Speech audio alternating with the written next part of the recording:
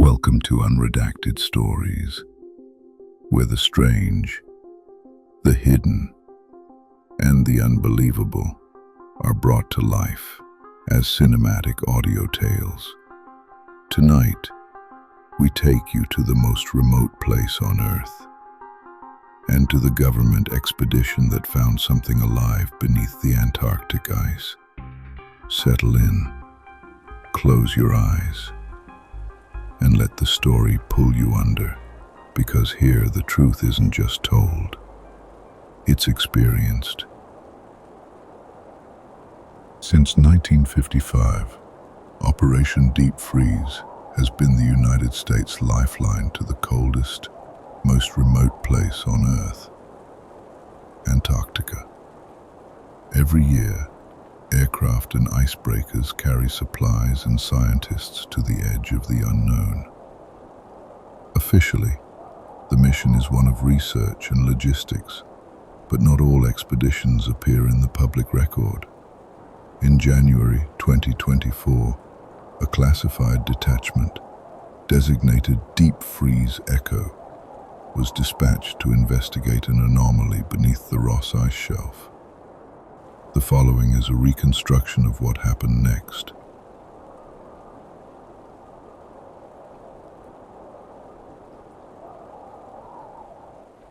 At the bottom of the world, the air is sharp enough to cut your lungs.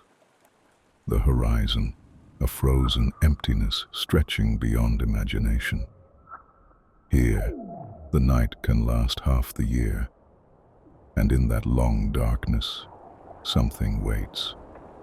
It has been here far longer than we have, longer than cities, longer than history, longer than the memory of mankind itself. Hidden beneath miles of ice, a silent, patient presence. The few who have stumbled upon it never return the same. Those who lived spoke of voices beneath the wind, lights dancing deep below the frozen crust, and visions of a time before humans walked the earth. And now, after countless ages of waiting, it is stirring again. The first sign was the sound, a low hum buried beneath the wind. It came from nowhere and everywhere. At night, the crew heard it in their bunks, a trembling note like metal under strain. Some thought it was the ice shifting. Others refused to speak of it at all. Then came the lights, pale, green, and impossibly deep below the surface, moving like something alive.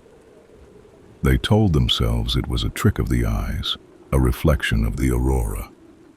But the aurora doesn't move against the wind. And the deeper they drilled, the closer it came.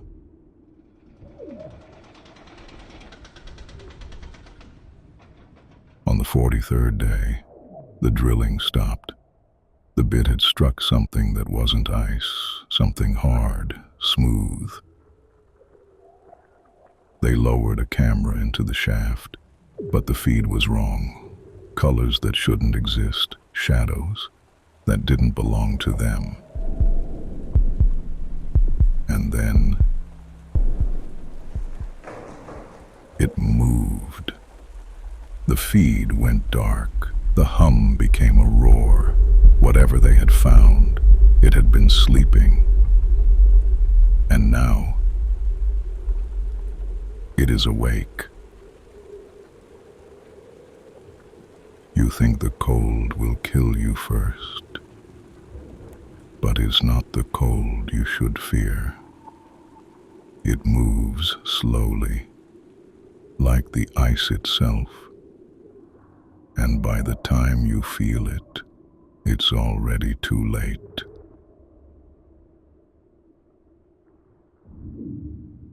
The air grows heavier, as though something unseen is pressing down from above.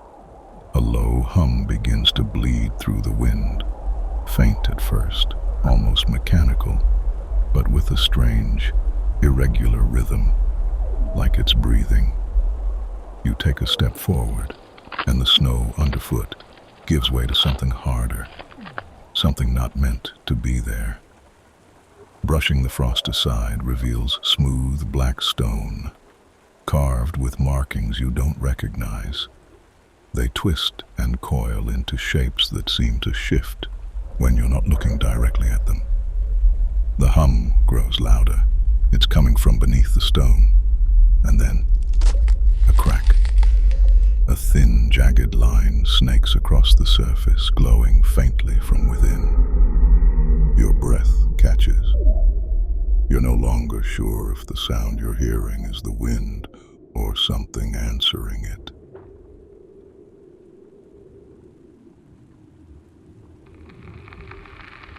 Wait, hold on. Dr. Elias's voice crackled through the comms. He sounded tense. There's a change in the readings. The structure ahead, it isn't solid. It's hollow. For a moment, it sounded like the comms had glitched again. But it wasn't interference. Dr. Elias wasn't joking. Beneath miles of solid ice, there was a space, a void where there should have been nothing but ancient, frozen stone. The others crowded around their monitors, voices low, unsure whether to believe the readings. Pressure, temperature, density, none of it matched the layers above.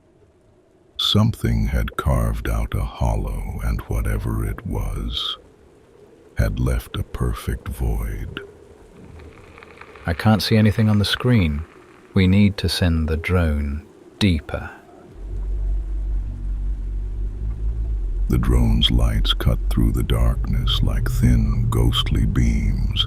As it descended, the ice around it became jagged, fractured, as though something enormous had once moved through here. The deeper it went, the stranger the formations became. Shapes that didn't look like they were carved by nature at all.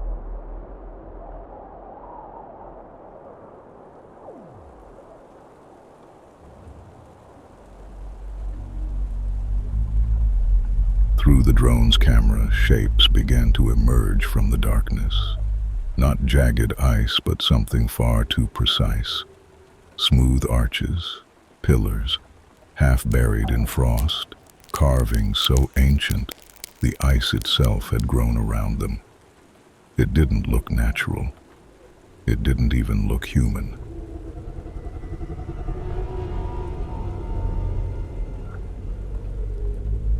The drone slipped past the last jagged shelf of ice, its lights swallowed by the black. Instruments crackled with static, the kind that whispers when the void pushes back. Inside the control room, no one spoke. Every eye was locked on the feed, waiting for the dark to speak first.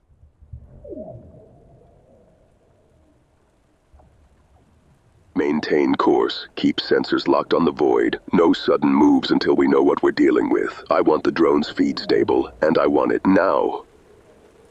Commander Vega, a man carved from stone and chain of command. He'd seen more storms than most of us, had birthdays, and never once flinched. Commander, I'm getting faint motion on the starboard sonar. Could be debris, could be... no. Wait. It's... disappeared? Keep it steady. No sudden movements. Hold on. Readings are fluctuating. I'm adjusting sensors now. Specialist Anika Singh was the instrumentation expert. The one person aboard who could coax meaning from the chaos of raw data. In an environment this hostile, her readings were more than just numbers. They were their lifeline. Singh, Could you be a darling and cross-check the thermal imaging with the sonar sweep? Already on it, Doctor. Oh, hold on. There's movement. Something's shifting down there. What do you mean, movement? At this depth? Could it be the ice settling? Commander, that doesn't sound like ice to me. Lieutenant Cara Reyes, youngest on the crew but with instincts sharper than any instrument on board. Where Annika Singh trusted the data, Reyes trusted her gut, and her gut was rarely wrong. Commander, the instruments agree with Lieutenant Reyes. The pattern's too deliberate. It's like it's aware of us. Her words hung in the stale air of the cabin. None of them wanted to be the first to admit what they were thinking.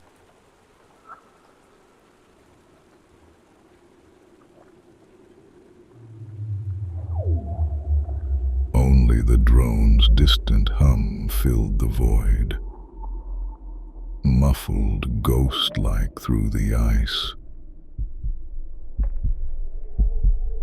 Each heartbeat felt louder than the last.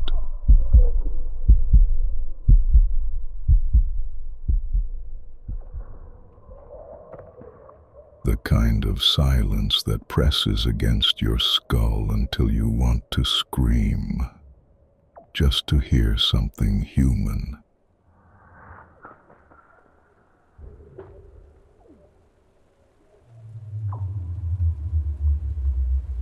The drone's lights pierced deeper into the darkness, revealing nothing but the endless shimmer of ancient ice.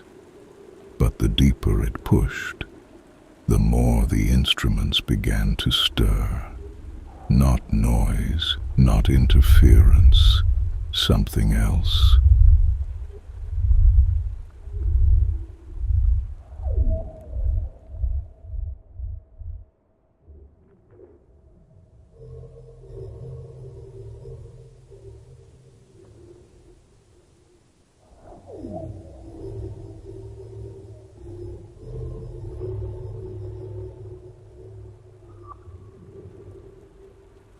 Commander, Yes, what is it, Specialist Singh? I'm getting faint echoes, not geological, not from us. You're saying there's something moving down there? No, Captain, not moving. It appears to be waiting, sir.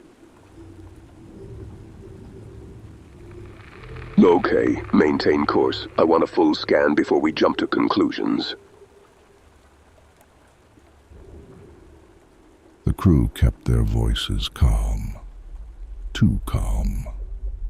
In a place like this, calm was just another word for fear.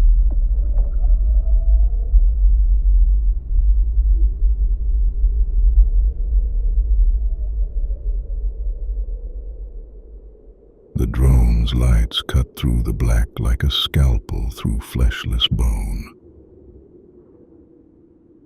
At first, nothing but ice, jagged and ancient. Then, a shadow moved. Not drifting with the current, not tumbling like debris. It held its place, as if it were watching.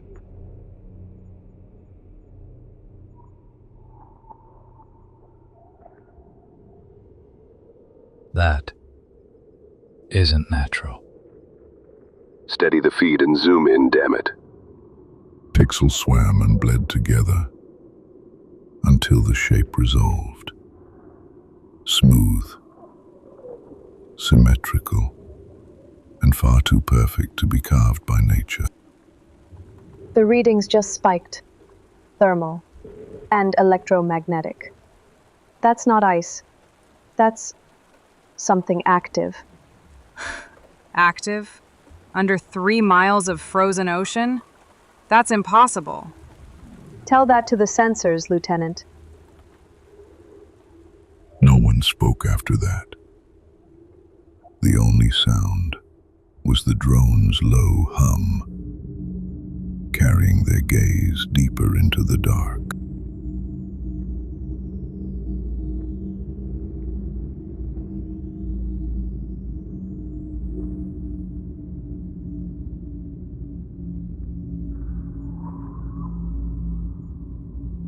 The silence didn't last.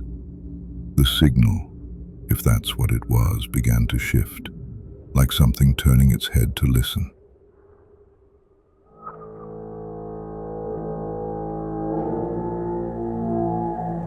Commander, it's not background noise anymore. It's locking onto us. Could be a reflection off the ice shelf. No, reflections don't track a target. Options. Now. If we keep going forward, we'll be in its path. If we pull back, we lose contact entirely. And if we stay still? The rumble deepened, slow, deliberate, like a predator testing the water before the strike.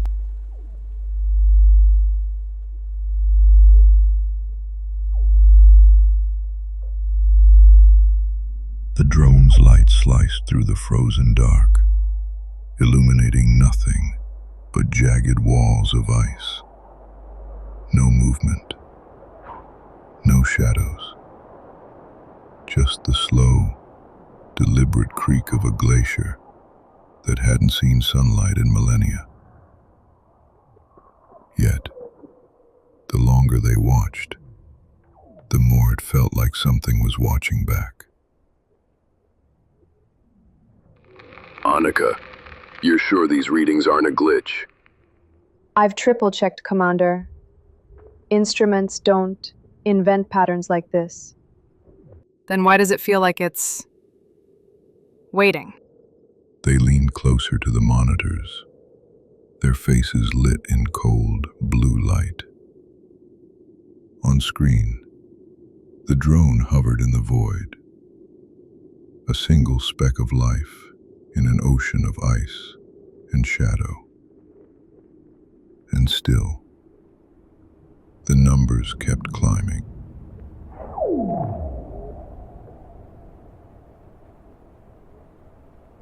Drone's camera jolted, a blur of motion across the feed.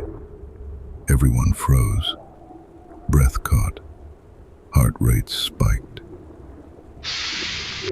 What the hell was that? Rewind it, frame by frame. I've got it. Here. False alarm, guys. That's clearly just a chunk of ice breaking loose. You really had me worried there for a second. They stared. The shape on screen came into focus. Just a fragment of ice tumbling into the abyss. Relief bled into the room. Shoulders dropped. Some even let out a nervous laugh. But in the far corner of the screen, in the shadow no one was watching, a pair of wide oval-shaped eyes, reflecting back like a cat's in headlights. They say when you stare into the abyss too long, the abyss stares back into you. But this felt different. This felt personal. Pause the feed. Zoom in. It's gone. Whatever it was, it's not there anymore. Or it's closer than we think. The hum of the drone's thrusters shifted, a subtle change, barely audible, unless you knew what to listen for. And Singh always knew. Wait, drone telemetry's spiking. Depth sensors are reading interference. From what exactly? From down there, look! Then it came. A sudden flicker across the feed. Not motion, but distortion. Like reality itself was being pulled apart for a fraction of a second. Kill the lights on the drone, now. If I do that, we'll be flying blind. Do it, goddammit. And in the darkness, something waited.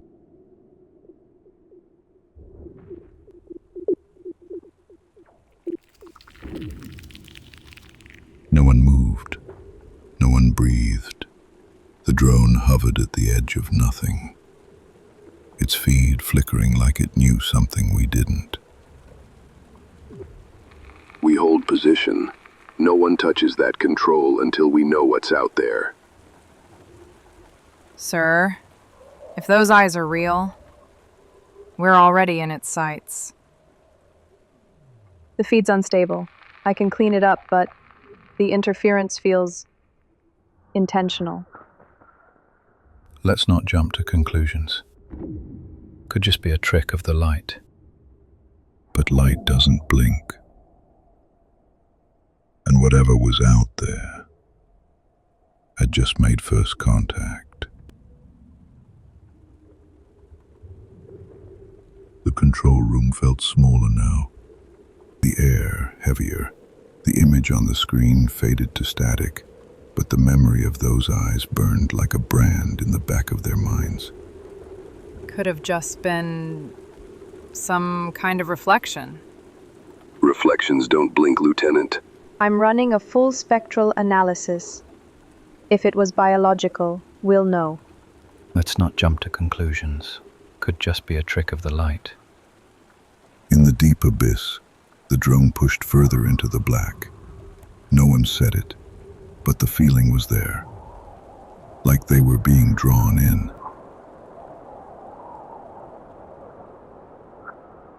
The drone's lights carved thin beams through the abyss, each flicker of movement a question without an answer. Pressure groaned against its hull, an invisible reminder of how deep they'd gone. Data's getting noisy. I'm losing clean readings. Hold it together, Specialist. We're not turning back. Feels like we should have seen the bottom by now. They were beyond maps now, beyond the known contours of the ice shelf, and in the distance, faint, rhythmic pulses.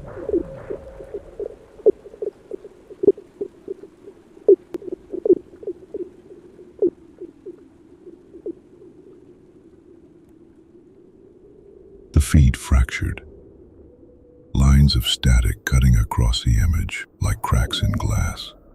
The drone's telemetry flickered, numbers dropping out, one by one. We're losing signal from Drone 1, switching to backup feed. Do it, and get me a distance reading. That's the problem, sir. It's not reading distance anymore. Just depth. On screen, the numbers ticked downward. Depth, deeper, faster than before. Something was pulling the drone, and it wasn't gravity. Backup feed's online, bringing up visual now. The screen snapped into focus, murky water, particles swirling like dust in a beam of light. Then a shadow, vast, unmoving. Hold the image there. Enhance if you can. That's not ice. No, Lieutenant. It's most definitely organic. That's not a species I'm aware of. Captain, what exactly are we even doing here? The shadow shifted. Long sinewy limbs uncoiled from the darkness, each glistening with translucent, ice-crusted skin. Its surface was studded with jagged ridges and fronds that swayed like kelp, but these moved with purpose. The drone's lights caught the slick sheen of its hide, and then two cavernous pitch-black eyes stared back.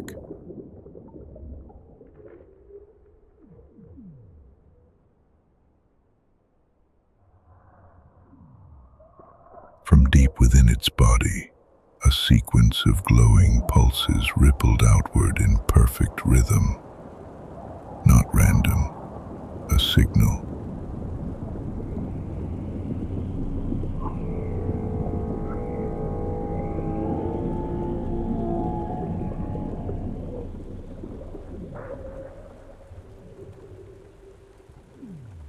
Captain, this is insane. We're sitting on top of something alive, something the textbooks don't even hint at. Why aren't we pulling back? Because, Doctor, opportunities like this don't come twice. Maintain position. Keep scanning. With all due respect, sir, if that thing ascends, we could all be in danger. Surely it's best to retreat for now.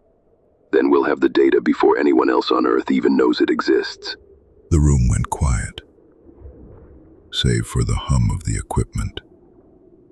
Vega's gaze never left the screen, but there was something in his eyes. Not surprise, not fear, recognition.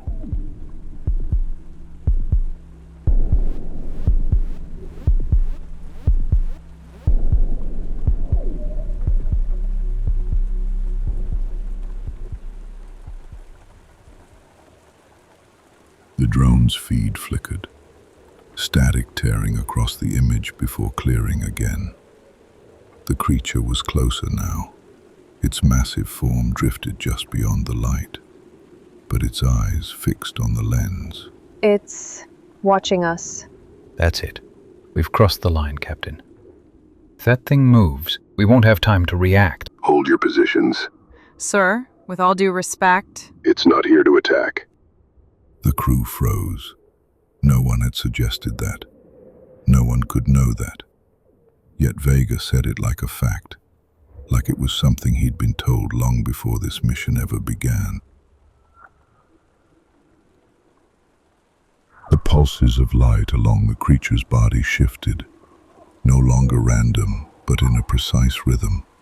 3 short bursts, 3 long, 3 short again. That's Morse code. It's spelling SOS. An animal wouldn't. It can't know Morse code. then whatever that is, it's not an animal. I told you. It's not here to attack. No one moved.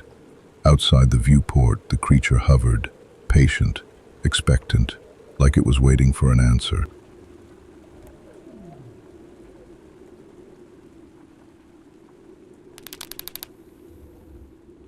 Transmission log is recording. Should I respond? Absolutely not. We have no idea what that will trigger. And if it's a trap, if something's luring us closer, It's not a trap. Vega leaned forward, hand resting near the comm controls, not touching, but close enough to make the others uneasy. His eyes never left the flickering lights on the screen. Sometimes, the only way to know the truth is to answer back. sir, you don't have authorization. I have all the authorization I need. Before anyone could stop him, Vega's fingers danced across the controls with practiced precision, as if he'd done this exact thing before. The comms panel came alive, broadcasting a narrow beam signal into the black. The pulses on the screen shifted instantly, matching his transmission like a reply. It's answering us. And in that moment, every person in the control room felt it. Not sound, not words, but something older, deeper, a recognition that went both ways.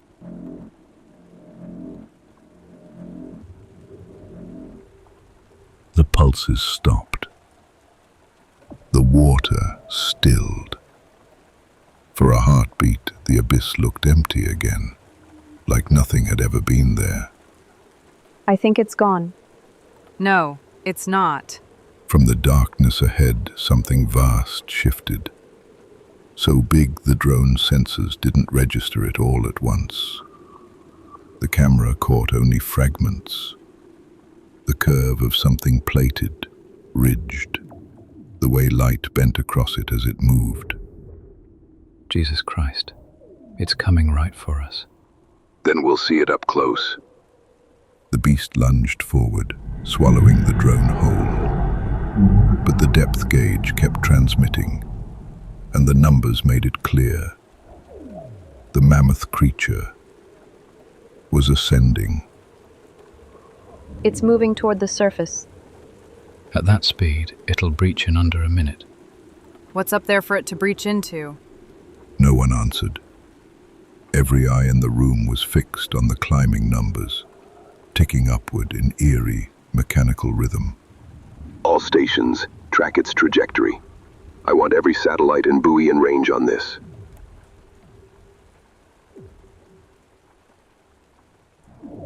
"20 meters. 15. 10. Then the numbers stopped. A pause. Heavy. Unnatural. And in that silence, the feed came back. The ice above exploded in a deafening roar.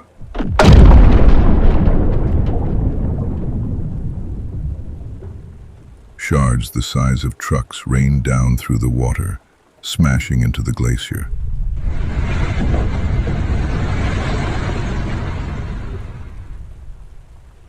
The surface cam caught the impossible.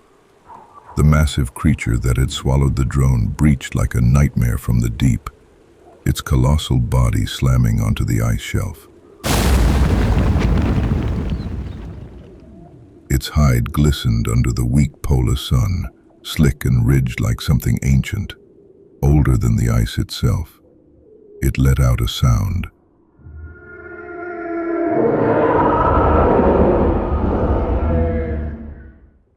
Not a roar, not a call, but a low, resonant bellow that rolled across the glacier, vibrating in the crew's bones. Oh my God! It's coming right... Before she could finish, the creature angled its head toward the sky. Sections of its armored flesh lit up in jagged pulses, streaming upward in intricate patterns, like a language meant for something far above. But Singh's voice cut through the awe. Commander! I've still got movement. Something faster. Coming from beneath. From the fractured shadows between ice boulders, something emerged, similar in form to the behemoth, but leaner, built for speed. It stood upright, its long limbs ending in clawed digits that dug effortlessly into the frozen ground. It moved with purpose, deliberate, calculating. Its head turned toward the surface cam, and for the briefest moment, those same oval, reflective eyes locked onto the feed, and it began to approach.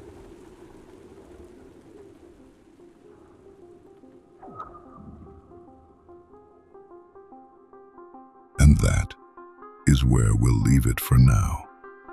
What happens next? Well, that's a story for another night. If you've made it this far, you're exactly the kind of person I tell these tales for. So, don't drift too far. Part 2 is coming soon. And if you don't want to miss it, you know what to do. Like, subscribe, and keep your eyes on the ice.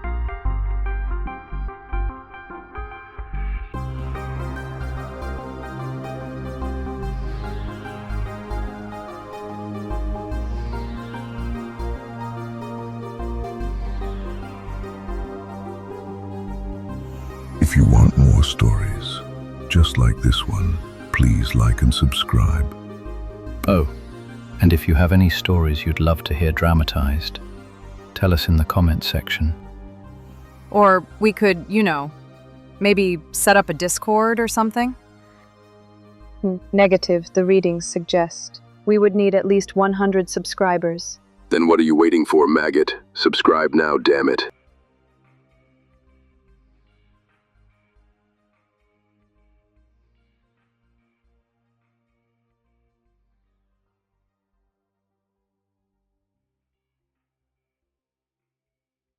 Who does he think he is, calling you all maggots? Honestly. I apologize for him, darlings.